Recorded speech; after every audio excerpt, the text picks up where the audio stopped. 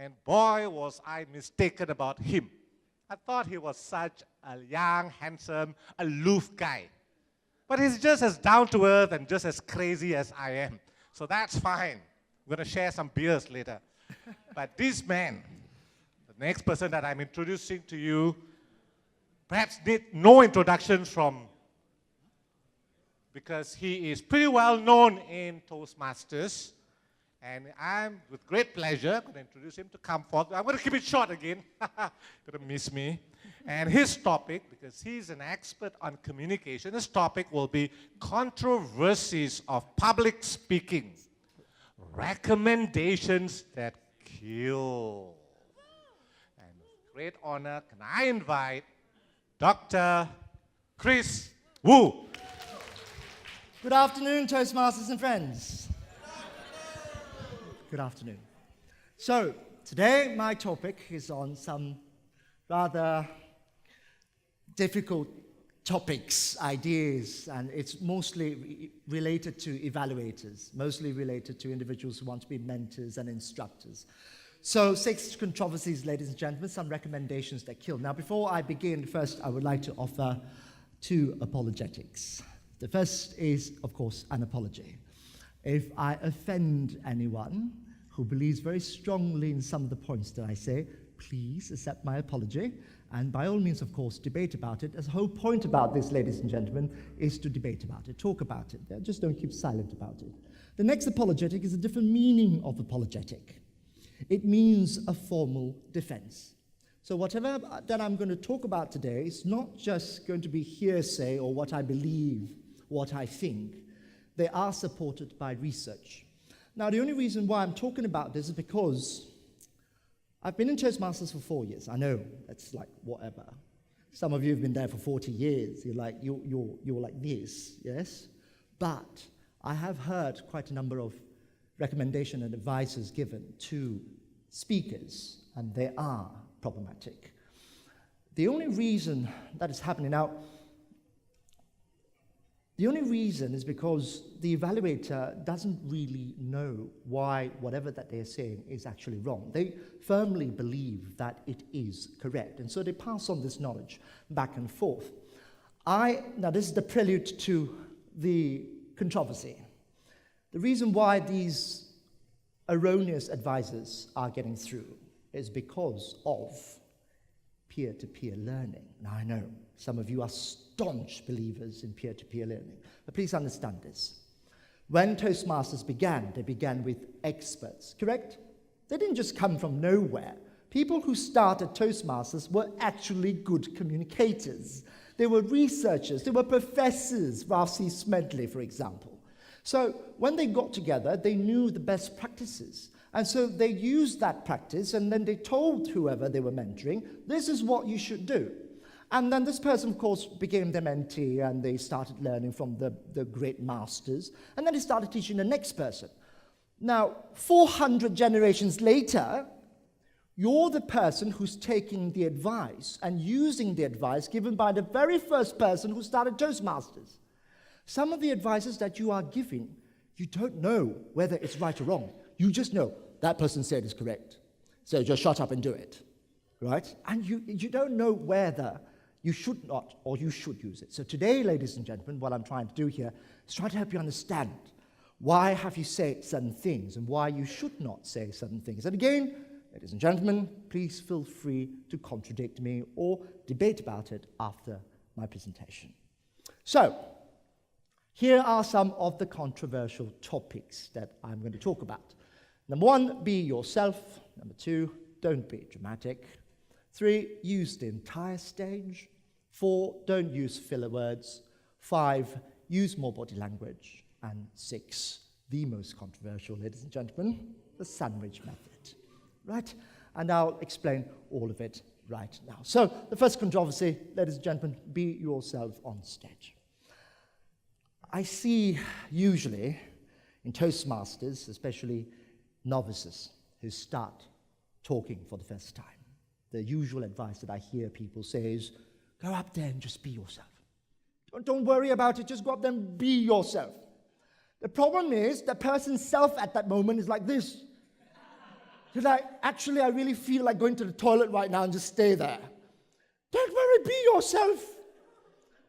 So when they go up on stage, ladies and gentlemen, the self that they're bringing with them is a self that is fearful, a self that is just not centered. And then I ask you this question as well, ladies and gentlemen, how many selves do you actually have? Now, of course, the general gurus, yoga masters, will tell you that yourself, your core self, who you are, will never change. Then I ask you a logical question. Do you act the same as a father as you would act with your friends? So the way you talk to your son, for example, or as a mother, the way you talk to your child, is that the same way you talk to your friend? I sincerely doubt it. The way you talk as an accountant, or as a PR manager, or as a marketing expert, do you talk like that with, say, for example, your cousin? You don't. You see, ladies and gentlemen, you have multiple selves that you have naturalized over time that you do not think about anymore. They are so normal. It's every day. You wake up in the morning, within the first hour, you could have multiple selves happening at the same time. Mother, daughter, if your father calls you, you're suddenly talking in a different tone, and then your child comes in and you're like, shut up, sorry, Dad. Yeah? Right. So you are shifting constantly because you have normalized this. You've done it so many times, you don't think about it anymore. Now, what I always say to individuals when you are talking, when you are giving public speeches, is to learn a new identity.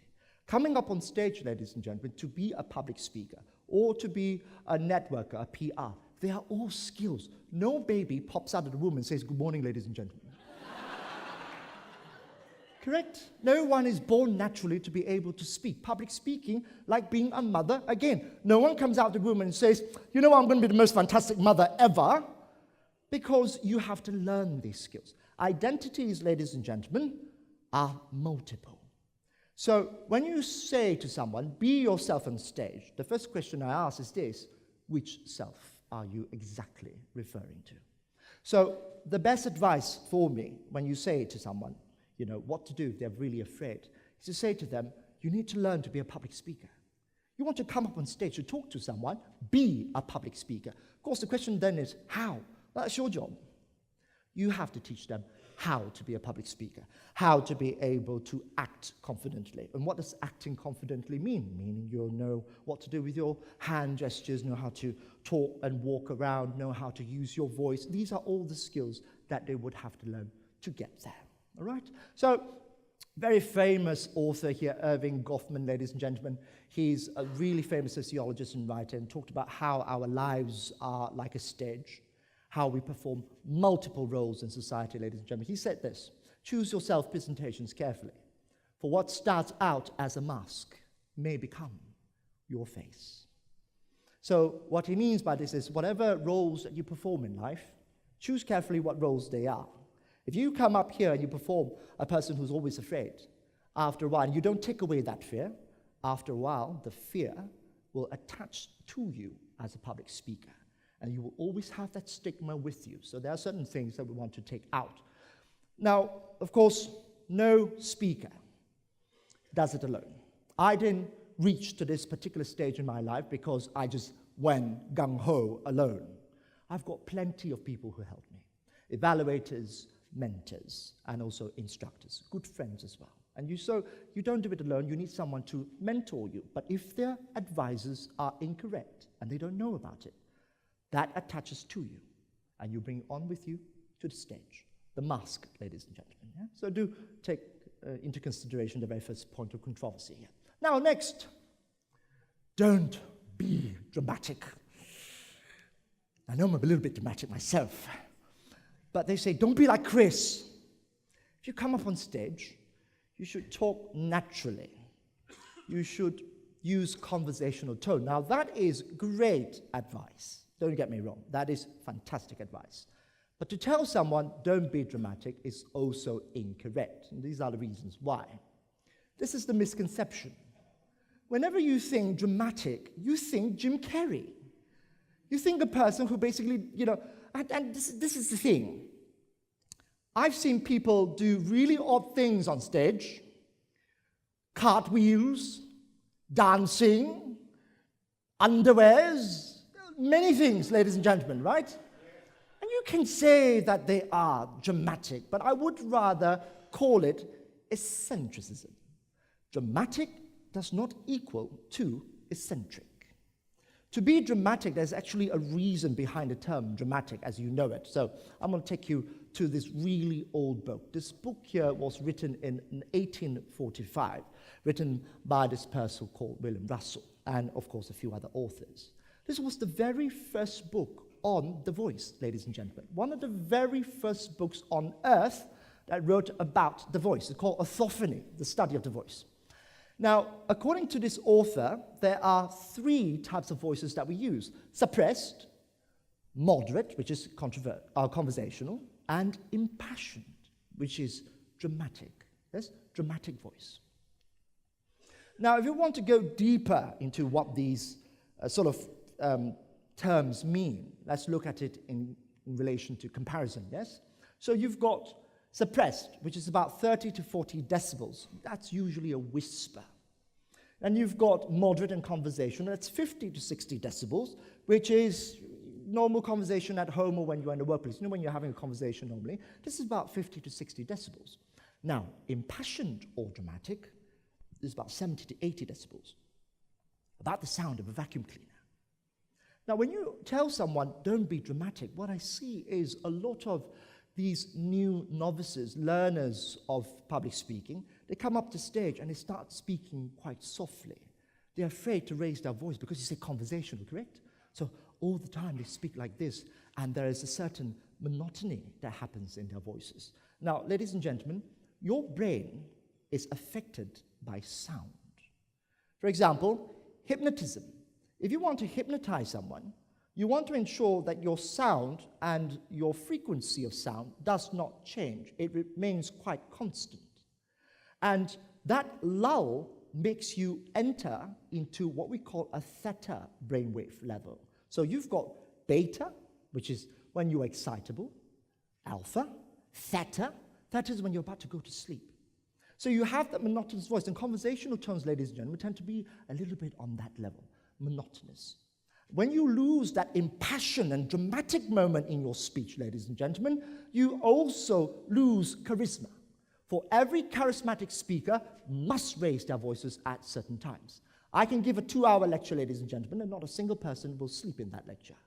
The only reason is because I do not allow them to sleep. My voice does not allow them to sleep because of the frequency of sound. It makes your brainwaves spike. So when you say to someone, go out there and talk conversationally, yes, that's a really good advice, but don't stop them from being dramatic as well. There are times when they need to let their passion run, and let it run, because it's important, yeah? All right. So the dramatic voice is a passionate voice and should not be avoided from expressions, and of course, don't confuse dramatics with eccentrics. Third, this is another advice that I get, ladies and gentlemen.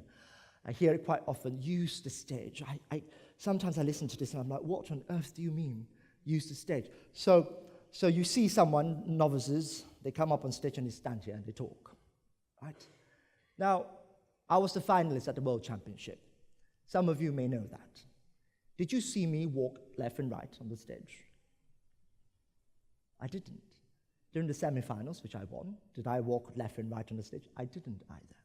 When you ask someone to use the stage, they get a little bit confused because the person is talking and he's like, use the stage, if not, I'm not going to give you the mark. So the person goes, all right, okay, let me talk to you now. After the person talks, they're like, oh, crap.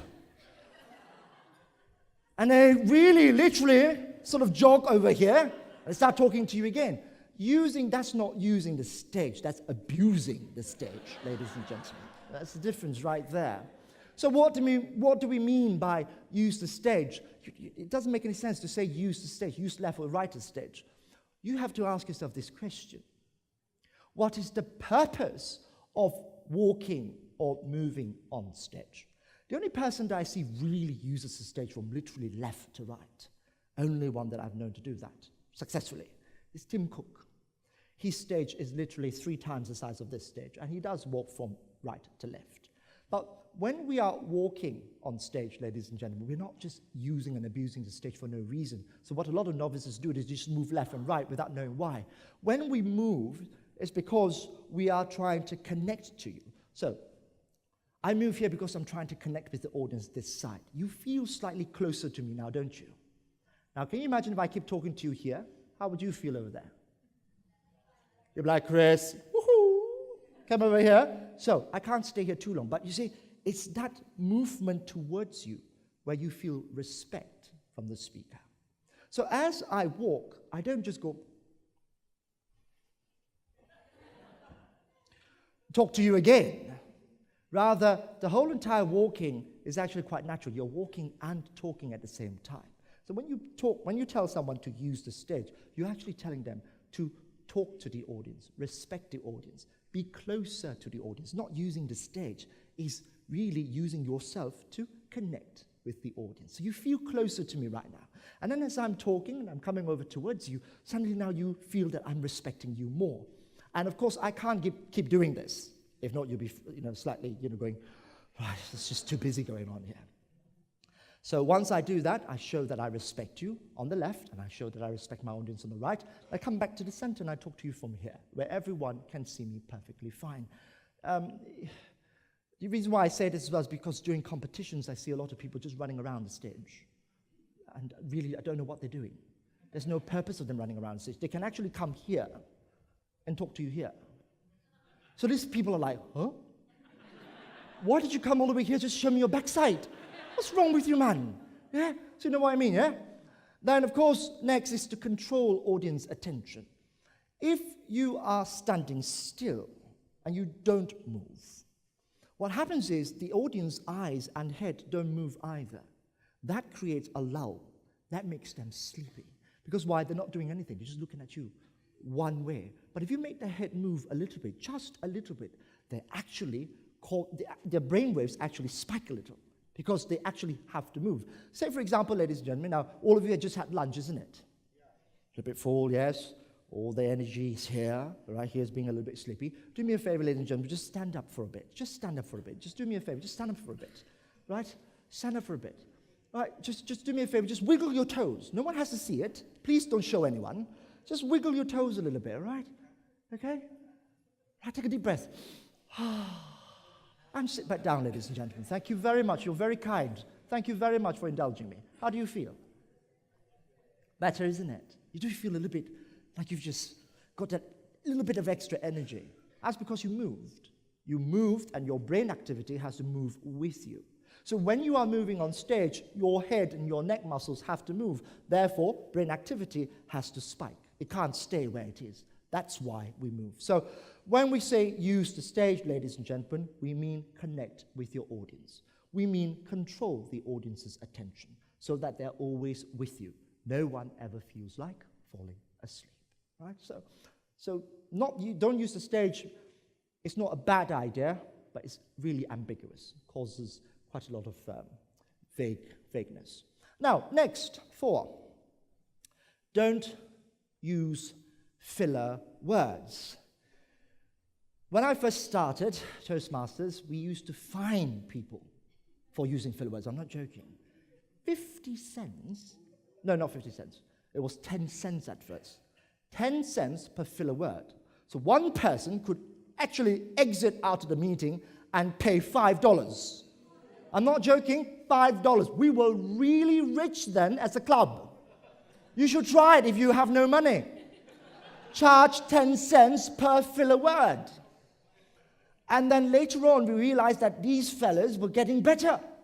So we said, we're not making as much money as we did before. Charge 50 cents now per filler word. We get back more money. And we did. And so it was all right for a time. Everyone took it for a bit of a laugh. And then I said, you're telling them that filler words are really wrong. And it is to a certain extent. The problem here is not don't use filler words. The real reason is don't use too many filler words. Now, I'm not talking about this in relation to someone who's just starting Toastmasters. If you're just starting public speaking and you've got lots of filler words, look, tell them don't use filler words. Just at least try to control them. These are for more advanced Toastmasters, more advanced public speakers, and I explain this to you now. So Dr. Cohen from the Harvard Extension School called fillers verbal thinking. So instead of thinking silently, you think with your filler words. So you go, so what I really wanted to talk about just now is, so they're thinking as they're talking.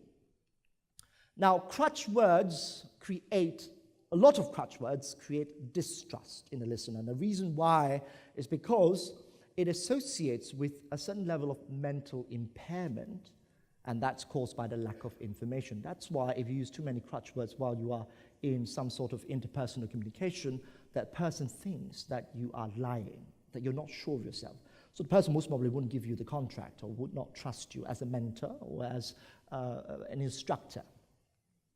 However, that being said, we do use crutch words very specifically. Now, I just want you to have a look at this example. I'm quite embarrassed. Normal. I am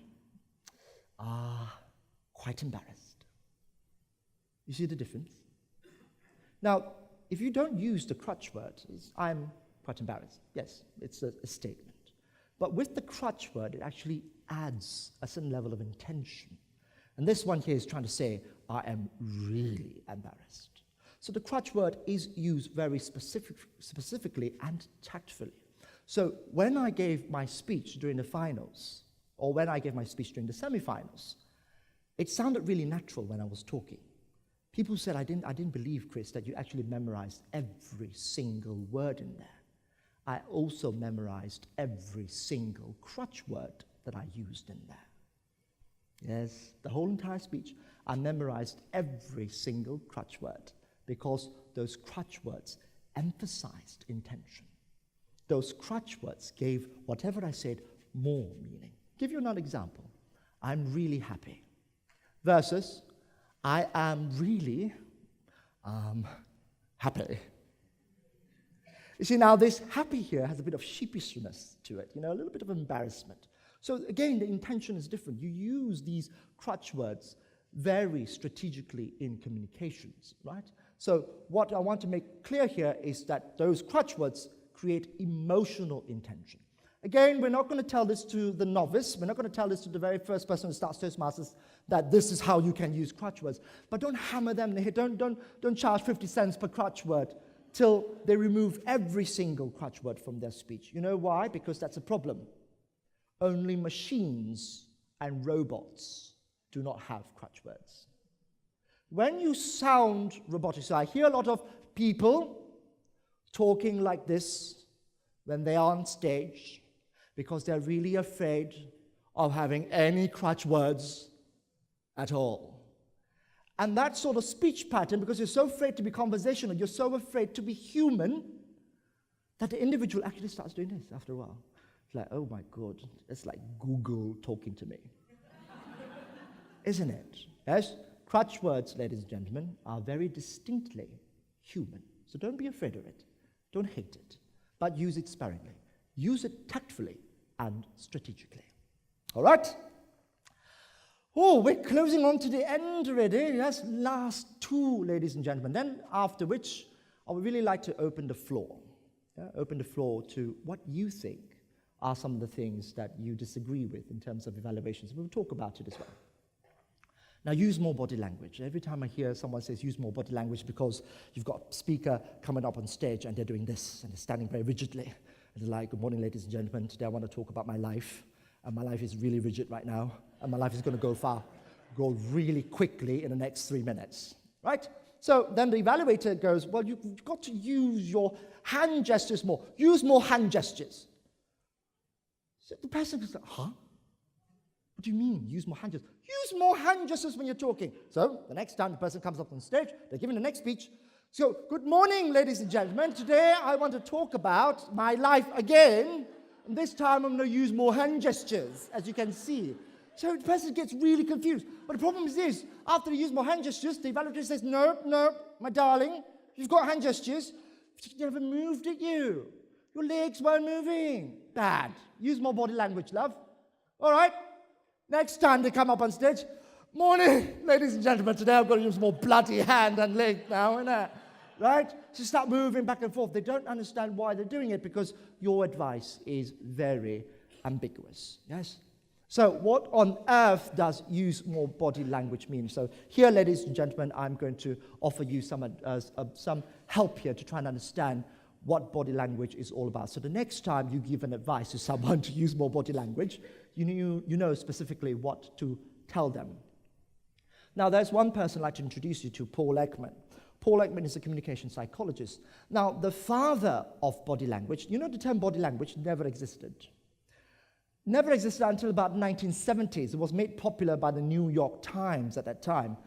The person who studied about body motion and movement was a man called Ray Birtwistle, the father of body language, which was called kinesics, Kinesics.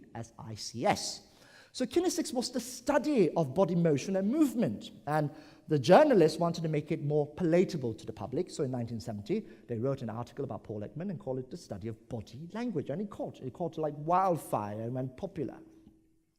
But Ray Birtwistle was an anthropologist. He believed that there was no such thing as universal emotions or body expressions. Then came along Paul Ekman, who challenged Ray Birtwistle. So he's the second father of kinesics. And he said there were universal emotional expressions. Of course, I'm not going to go there. But what he did was he categorized how we used our body for emotional effect.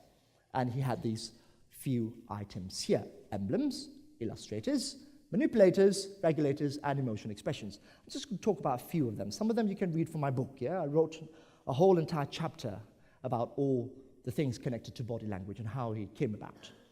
All right, so first one here, emblems. This is what you're trying to say to the person who comes up on stage, that it's a big problem for you. Now, when this person goes, the sun rises in the east and sets in the west, I'm really happy. I love you. As you see it during competitions as well. What the individual is doing is they're using emblematic body language, and that's what you want to tell the person not to do. You don't want to be emblematic. Emblem means the substitute, the body's substitute for words. That's it. Right? So this one means very good. You don't have to say very good. You just do this, correct? Substitute for words. Yes? This one here means peace. Substitute for words. You reverse it. Yes? So these are what we use in our culture. And when the individual comes up on stage and when they're really rigid here, you see that they start acting out. They're trying to express their words through their language. They go, hi, so I was there, and then I went over there. These are all emblematic body languages. They're trying to substitute their words with their body because they think that's how you use body. That's not. We use emblematic only very rarely when we are speaking. Very, very rarely, right? So that's one thing that you want to tone down when it comes to your mentees or anyone that you are mentoring. Now, what we want them to do, of course, ladies and gentlemen, is plenty of illustrators. Illustrators is when you are directing your emotional intention using your hands. So when we do the chopping motion here, and I'm telling you that this is really, really important for you to know. You see, this is really, really important for you to know. This chopping hand motion is illustrating how I truly feel about something. How many of you are salespeople here? You do sales. All right. Let me tell you one thing not to do with your hands. If you are in sales or you're trying to sell anything, don't sell like this. Now, if you illustrate what you feel and what you think like this all the time, my washing machine is the best washing machine in the whole of Malaysia. You are lying through your teeth. This sign here, this opening of the palms, is actually saying you're not sure. It's a pleading motion. So when you constantly do this, subconsciously, the individual who's listening to you will go, something's fishy. I don't know what. I just don't really believe you. I don't know why I don't believe you, but there's something I don't believe you about. It's actually your constant opening of your palms like this that causes the individual not to trust you.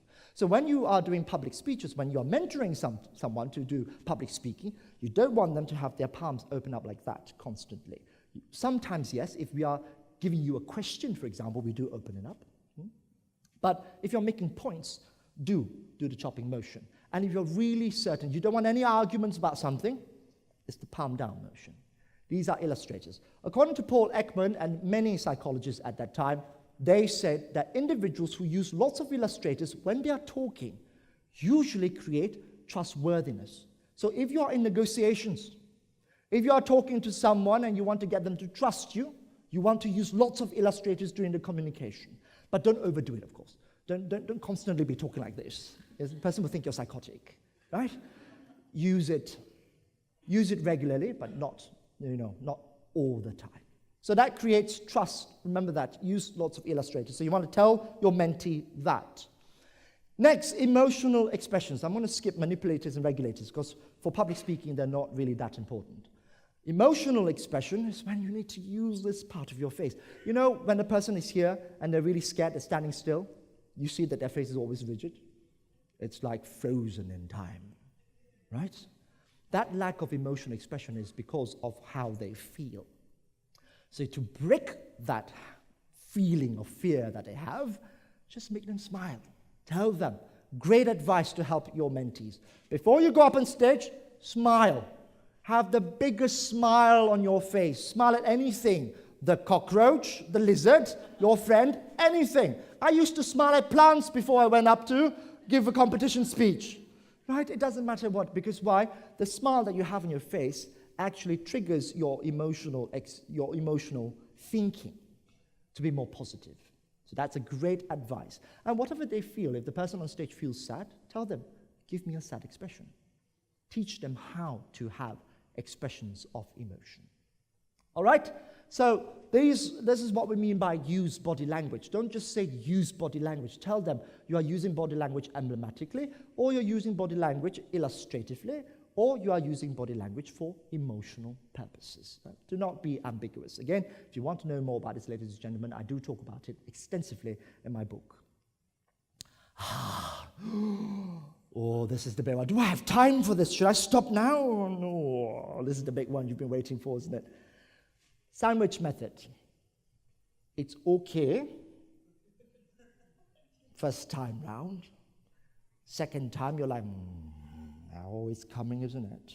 It's coming. The good news comes first, then, yes. Now, the sandwich method is problematic because the only reason why the sandwich method works is because no one knows about it. When people know about the sandwich method, it doesn't work anymore, and I explain why. First of all, please understand the history of the sandwich method.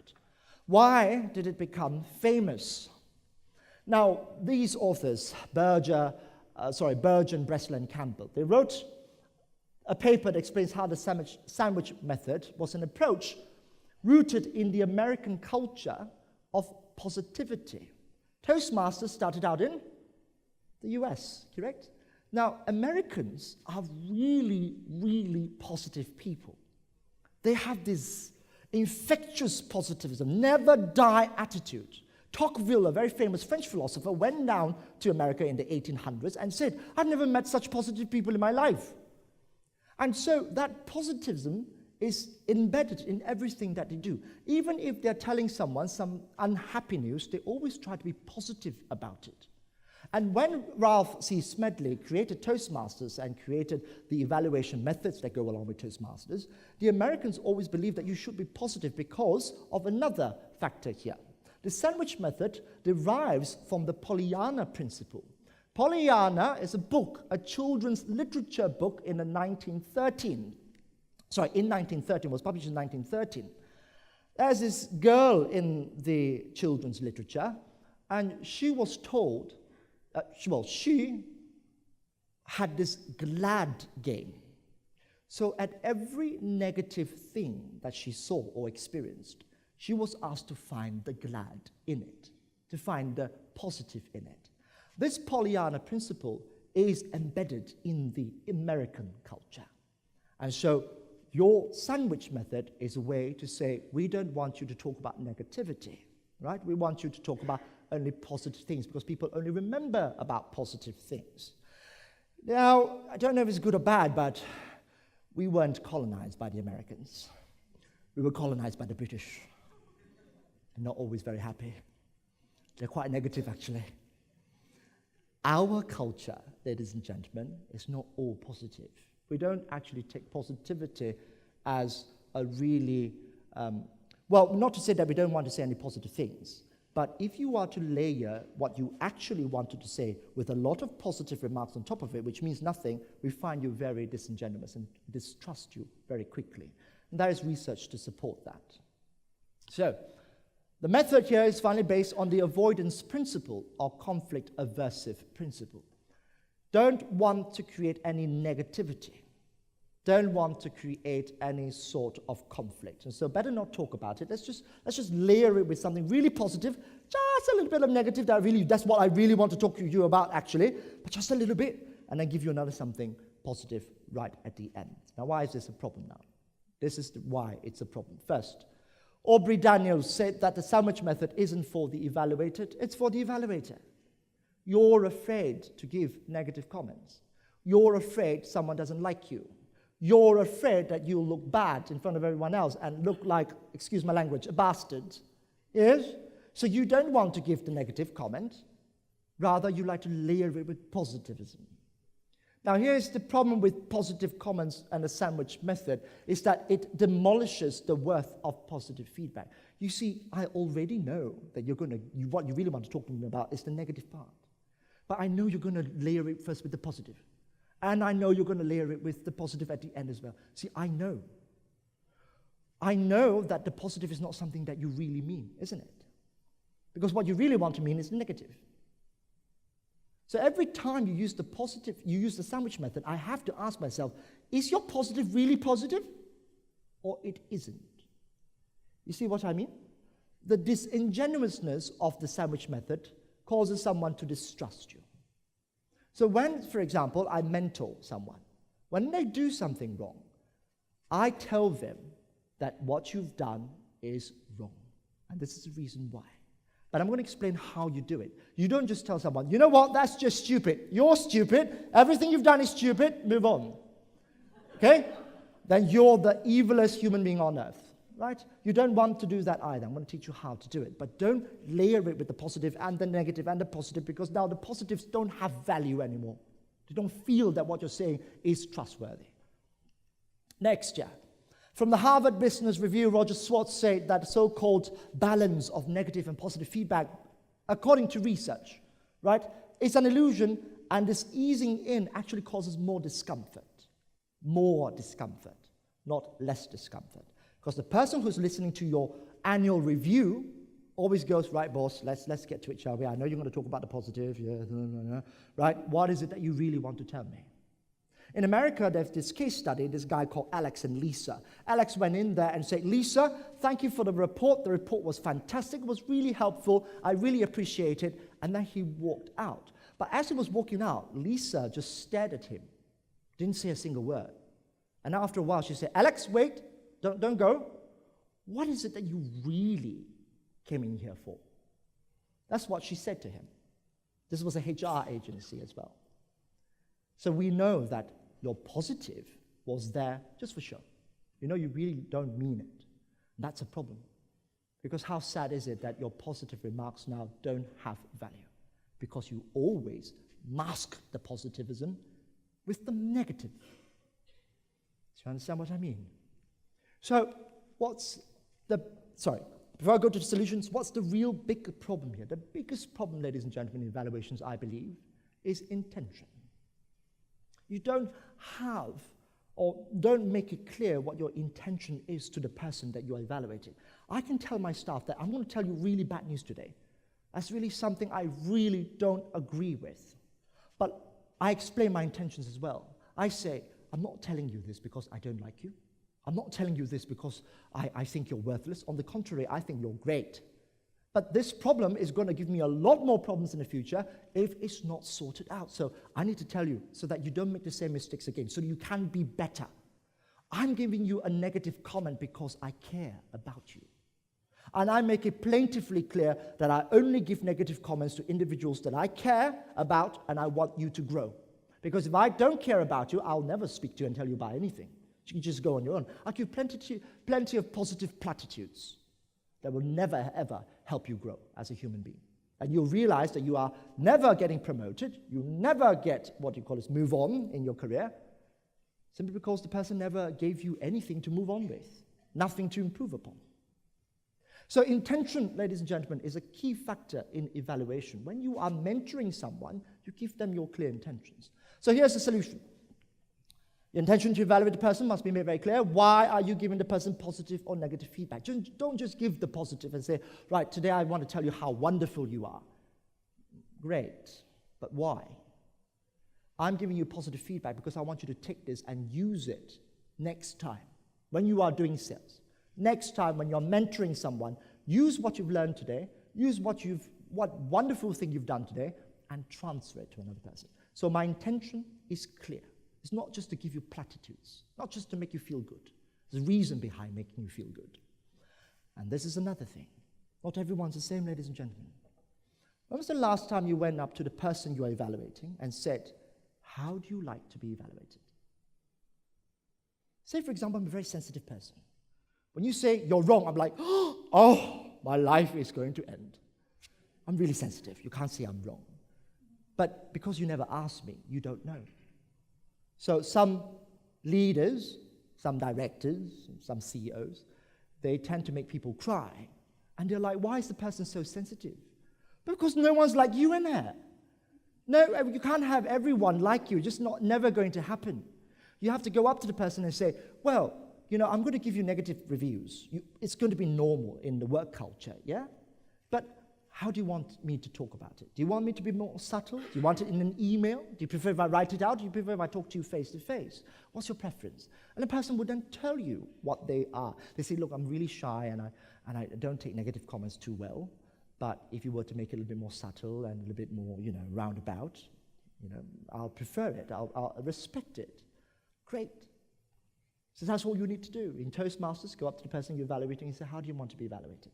You'll see the remarkable change. So now you don't have to worry about negative comments anymore because you know how to deliver that negative comment. Now, your evaluation should not just be about what you feel and what you think. It should also be very, very objective. I really do not like it when someone says, I think that you didn't do well because you used too much hand gestures. I feel that, who you? Now, even I don't do that. I'm a professor, an author, a communication consultant for Total Oil and Gas, all the ministries in Brunei, and even I don't go, I feel and I think you should do this. Everything I say, ladies and gentlemen, is backed up by research, is backed up by facts and data. And that's what I'm asking you to do as well. You want to be great mentors, you want to be great evaluators, you want to bring the next champion or finalist to the world stage. You can't just tell them, this is what I feel because I've got 30 years of experience. But so does the next bloke down the block, innit? You know what I mean? What makes you so special? There are plenty of other people with 30, 40, 50 years of experience. But is what you say backed up with some sort of concrete justification? So you don't want to lead them astray, ladies and gentlemen. If you really want to mentor, if you really want to be a good instructor, a good teacher, teach them with research to back you up, with knowledge, with theory. And so, folks, that's it. I know it's been a bit controversial. I see some of you going, Chris, don't really believe, don't really think you're right. It's all right. It's the whole point of this, ladies and gentlemen, is for you to talk about it. And like I said, I'm not the genius here, ladies and gentlemen. What I'm talking about, I believe is erroneous, but I have researched about it to find why is it that it's a problem. But if you think that something I say is incorrect, or you think that, you know, it actually works for me, the sandwich method, then I'd like to know how you do it. Because there must be something that you're doing right, and please share it, of course. Yeah, so these are the summary of controversies. Be yourself, ladies and gentlemen. I don't really think that's a great idea to use that. Don't be dramatic. Again, you want to tell a person, be free to feel impassioned when you're talking. Use the entire stage. You don't. You just really can just stand here and talk. If you're talking about competition speeches, if it's a long, long speech like mine, 1 hour, you want to move up and down a little bit, just to make sure that the audience is connecting with you. Don't use filler words. Again, that is tactful and strategic. We won't say this to the novice. We won't say this to the person who's starting public speaking. But for intermediate and advanced public speakers, use filler words very tactfully to create emotional response. Use more body language. Don't be vague. Don't be ambiguous. Be specific. You're talking about emblematic body language or illustrative body language or emotional expressions. Finally, of course, the sandwich method, the one thing that you've been living with all this while. Hopefully, ladies and gentlemen, that you can now be a bit more free in your evaluations. Don't be afraid to tell someone that they're wrong. But don't tell them they're wrong because you want to feel superior. You tell someone that they're wrong because you say that what I say here is backed up by research. It's not just what I feel. It's objective. And it will help you grow better in the organization or in whatever that you're doing in your personal life. And that, ladies and gentlemen, I end my speech. So now I would like to open the floor for any questions that you have. We have a little bit of time, about 5 minutes, 10 minutes.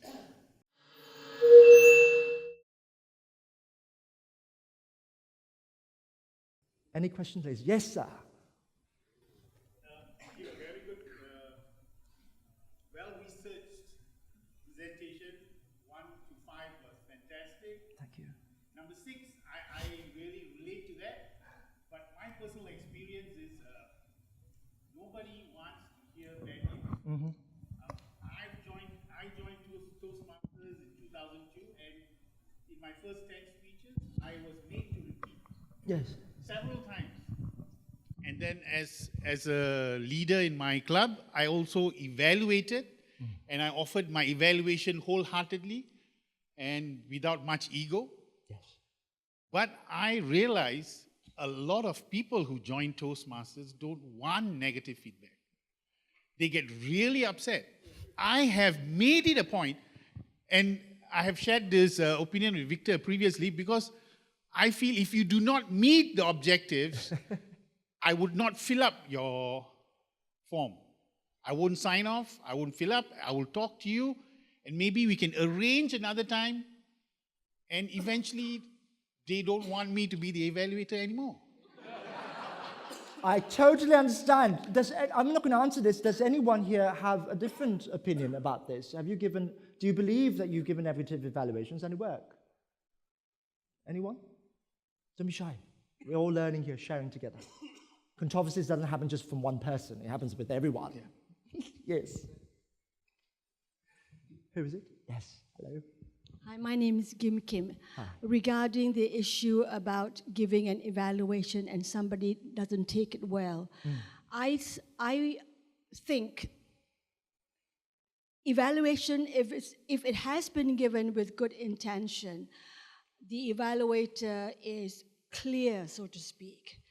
Unfortunately, it's really up to the speaker, his attitude towards the evaluation. That's something you cannot help him. And that is really his unfortunate circumstance. I actually think, thank you very much, and I agree with you, definitely. I actually think that people have different thickness of ego. Some people have really thick ego. So if you tell them, I don't think you're right, the person's like, who are you? And the person stamps on the floor and throws tomatoes at you. They don't like it. But that's because they don't like it when you give it to them publicly. They feel as if that's a public humiliation. So you don't have to tell them the negative news publicly. You can go up to them one-on-one. See, what is the purpose of your negative review? Your negative review is to help the person, correct? The person's not going to be helped when you talk about them negatively in public. Talk to them in private. So tell them, right, if you only can handle positive, I'm going to talk about only the positive during the evaluation. But I'm also going to tell everyone that your preference is positive reviews. So I am just going to give positive reviews for this individual, but should I have any negative reviews for the person to help the person grow, it's going to be private only. So everyone in Toastmasters will go, right, so every time you talk about reviewing this person, it's always going to be positive. But we understand, because they don't like to have negative reviews in public. But we also know that you're going to help the person privately. You see, it's not about what you want when it comes to mentorship, it's what you need, isn't it? Yes, sir. Sorry, Chris, just to add on. Sure. Actually, when I give negative feedback, I don't give it during the evaluation in public. I go to them privately and tell them why I did not fill up the form or why did I fill up the book. And the thing is, they don't do well with that kind of feedback. How did you evaluate the person? based on the objective, whatever objective, whether they met the objective. I'm not saying whether they were, most of the time, some of those people, they gave a good speech, they may have even won the best speaker of the night. But they did not meet the objectives of the speech. So how do they progress from that? I'm going to teach you a strategy. The problem here is what we called in rhetoric ethos. Ethos is a term in rhetoric that means your credibility. Now, an individual who has a strong ego will not take recommendations for someone that they do not believe have the credibility to actually advise them. The first thing that comes to their mind whenever you tell them that you're wrong is, who are you to tell me that you're wrong? You see, a similar situation happens in my club in the past. When one of my colleagues go up to the person and say, you didn't do right here, they would go, I don't see why I'm not doing right. And they start actually having an argument. When I go and say, you didn't do right because, they're like, oh, okay. And then my friend just looks at me going, well, you know what, I'm never coming back then. The reason is because of ethos. Yes, you come in with a certain level of credibility that actually makes the person believe or don't believe you. If you are dealing with individuals like that, you want to, number one, tell them, look, let me first introduce myself. I've been doing public speaking for 20 plus years. I've done it with this and that. Now, what you're doing is, in this conversation, you're building up your reputation with the individual, causing the individual to trust you. Now, once the person has an intrinsic, implicit trust in you, whatever you say becomes quite smooth sailing. The same thing I say to my students all the time. After the 10th week of teaching my students, I look at my students and I say, right, so all of you have been listening to me for the past 10 weeks. I want to ask you one thing. How many of you actually researched and found out if my PhD was real? All the students go, huh? What do you mean? What do you mean? I said, how do you know that I really have a PhD? And the students are going, because you have the doctor in front of you. Really? I should have put president then. How many of you actually know that I have done all these consultancies with whoever? Really know, really know. Talk to someone, know someone perhaps. You don't, do you? You see how trust happens. It's the way you deliver. It's the way you hold yourself. It's the way you talk. See, that's what we call, in behavioral psychology, conversational hypnosis. Conversational hypnosis is actually a tactic, a way in which you turn the person to stop judging you and believe you implicitly in what you say. It's how you deliver. It's your confidence. It's the way in which you present and create presence on stage. When we talk about interpersonal communication, we create rapport first. So if I'm going to deal with that person you're talking with that has this real negative, anti-feedback character, I get to know the person first. Create rapport with an individual. Be friends. Let the person lose their inhibition. Let that person trust you, know you. And the next time you talk to the person, you'll be surprised. They would really listen to what you say. Okay? Any other questions, ladies and gentlemen? My question is actually related to evaluators. So for new evaluators, we always teach them use the sandwich method, right? Because they have no experience evaluating anyone. So what would you advise in that case? How do you evaluate? If you really don't know anything about evaluation, I say let them learn some method. Some method, good method, is better than no method at all. But once they learn that method, teach them also how to get out of it. Learn, because like I said, the sandwich method really works only if the person doesn't know it's a sandwich method. Once they know it's a sandwich method, they will be like, okay, good stuff, rah. Where is the real thing you want to talk to me about? And that's what we don't want. We don't want the good stuff to be rah, good stuff. When I actually meant it, I actually meant the positive that I'm giving you. But because I put it in a sandwich method, you're sitting down there going, I don't think that's what you really mean. So what we tend to do when it comes to evaluations is we split it. Positive and only positive first. Separate it from the negative. Don't sandwich it together. So I'm going to tell you all the great things right now. I'm going to tell you why it's great. I'm going to give you my intentions for telling you it's great. And I'm going to tell you why it's bad. And it's completely separate from the good stuff. So you remember the good stuff, but you let the person listen to the bad stuff as well. If you really want to, use psychology here, you want to reverse it. If you're going to separate the good and bad, you want to talk about the bad first, and then you talk about the good. There is actually a Chinese story behind this. Do you have time for a story? Very quickly, all right? A king, the emperor of China, he was a cruel man, really cruel, all right? But he wanted the whole of China, wanted all the soldiers to really like him, okay? Then you've got the general. The general's a really strong man. He does not mince his words. If he thinks you're rubbish, he tells you right there, you're rubbish. Now, the emperor said to the general, I want you to be the bad guy. I want you to do all the scolding and all the criticisms. I'm just going to be the good guy and tell them how wonderful they are. All right? So that went on for a few months, but the emperor realized that the soldiers respected the general more because the general was really hard-hitting, but he said what he meant. They could trust the general. But even though he was hard-hitting, whereas the emperor was all niceties all the time, and they didn't really know, is that really what you feel? Because you're the emperor, you're supposed to be general. Why is it that there's nothing ever wrong with us? We can never grow. So they respected the general a lot and not the emperor. And the emperor was like, hey, something's going wrong here. This is not working, yeah? So he called the general in for the meeting and said, you know what, we're reversing roles right now. You're going to be the really nice guy, and I'm going to really, really bad guy now. I'm going to be all criticisms now. I'm going to tell them they're rubbish. And that happened for a few months, and about 4 months later, the emperor was assassinated. You know why? Because the general, he was really tough on them at first. But then after he was tough on them, he started being nice. So they took away the nice part at the end there. So they knew general was always a tough man. But at the end, he gave them something nice to take home with them. The emperor, on the other hand, was schizophrenic. He was really nice at first, and then suddenly he was just bash, bash, bash, bash, bash. And they were like, wow. So whatever they took home with them was just pains and bruises everywhere, psychologically. And they didn't like the emperor for that. So this is a sort of analogy, story of how is it that we want to phrase our criticisms. You can have a negative first, and then always let them leave away with the positive. But let them know clearly, I'm not saying the positive because I have to say the positive. If there's really nothing positive, I won't say it. Because I do not want to dilute my positive remarks as something that I just put in there.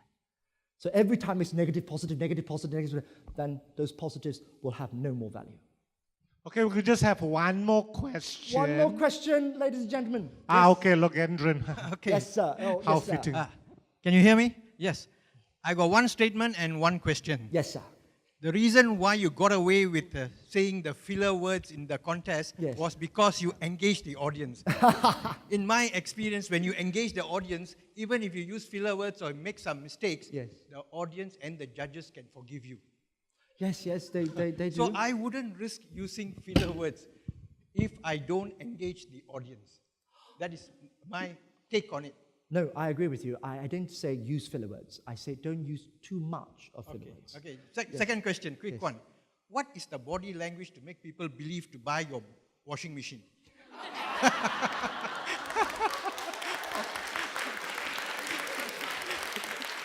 If I teach you, don't use it on me. Because I'm not going to buy. I've got like 2 washing machines at home already, and it's my mum's fault. Look, body language, when you try to convince someone of what you want to say, usually, first of all, your body language is connected to your emotions. When you've got a positive emotion, your body language normally automatically goes with it. So, for example, if you see a pile of rats right now, a pile of rats are here, you don't go, oh, my God, rats, ah! You don't say that you're terrified before you are actually terrified, isn't it? You don't say, oh, I feel so happy now. That's actually how lie detectors know that you're lying. Your words come first before your emotion. Your emotion comes first, ladies and gentlemen, usually, and then your body language actually flows with you.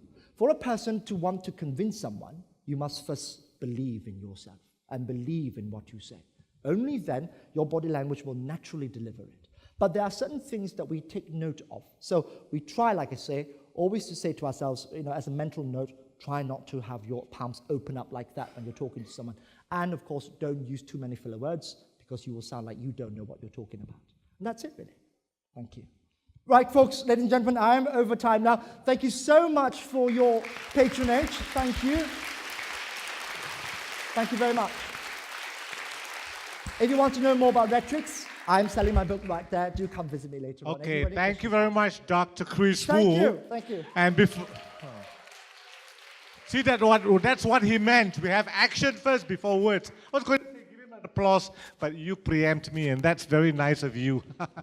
Can I please invite distinguished Toastmaster Joshua Ling to present Chris with a little certificate of thanks. You've got to go up on stage again and get their photographs. And now you can clap.